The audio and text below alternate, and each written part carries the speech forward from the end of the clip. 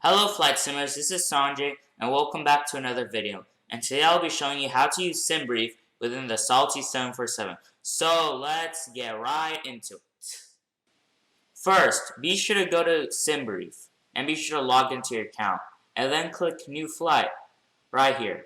So now for the airline, I'm going to put Air Force One. And if you haven't seen my Air Force One livery video, it will be in the description and in the top right corner somewhere here. So now we're going to depart from Andrews Air Force Base, very fitting, and we're going to go to John F. Kennedy Airport. Let's say the president was going to the United Nations or something, I don't know. So for the airframe, this is very important for performance, fuel, all that. So you're going to go click Boeing 747-8. And the runway doesn't matter. Check your routing is current valid, and here's the map. And now, you can click Generate Official Flight Plan. So in a few seconds, it'll generate the flight plan and we'll be good to go. Okay guys, my flight plan has loaded as you can see. My summary, the map, the actual flight plan itself. Now before we continue, be sure to go to My Account, click Simbrief Data, and then copy your pilot ID down. It'll be very important later. Now that everything in Simbrief itself is ready, I'll see you when we get to Microsoft Flight Simulator. Okay guys, now we're in Microsoft Flight Simulator. Before we continue forward, be sure to like, comment, and subscribe if you want to see more videos like this. And be sure to like if you like this hat I'm wearing. It's a pilot hat, if you can tell. Okay guys, now I'm going to click World Map. And we're going to go to Andrews Air Force Base. And we're gonna go to the gate. Tell me in the comments if you know which ramp or gate Air Force One is stationed at. I think it's ramp 65 because like it's the farthest away from any other ramp. So now I'll see you when we're inside the simulator. Okay guys, now we're inside the flight simulator, and for the purpose of this video, I'm gonna be using the Salty 747. So if you haven't already, be sure to check out my Salty 747 download guide. The link will be in the description and up here. Anyways, now I'm going to start up the aircraft. I'll see you when I go to the FMC. Okay guys, now I'm at the FMC. So you're going to go and click Salty, and then Simbrief. And then remember the ID I told you to save? Well, you have to input it here in Simbrief ID and hit L1 when you're done. Anyways, after that, I'm just going to quickly IRS instant align. Oh. Now we're good. Now I'm going to put the reference airport just because, just in case, you know. Can never be too sure. Reference airport, Andrews Air Force Base. Now we go to the route.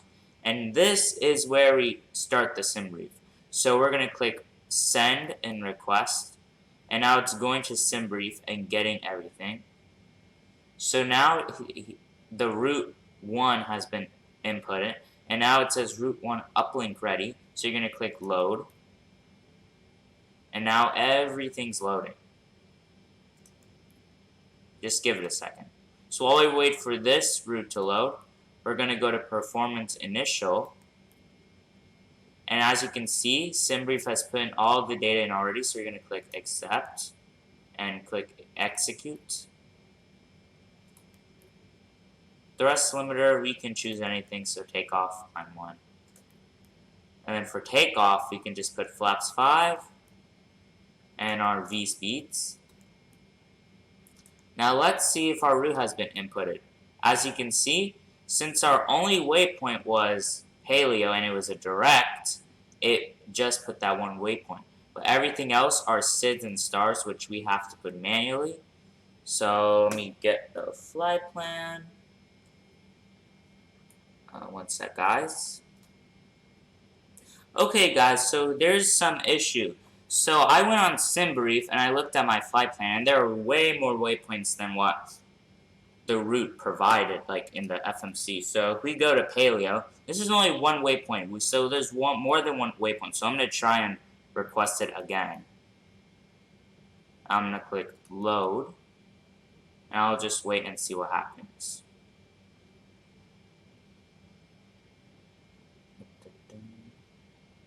But I'll go, oh, so it says partial root 1 uplink. It doesn't show like the whole thing.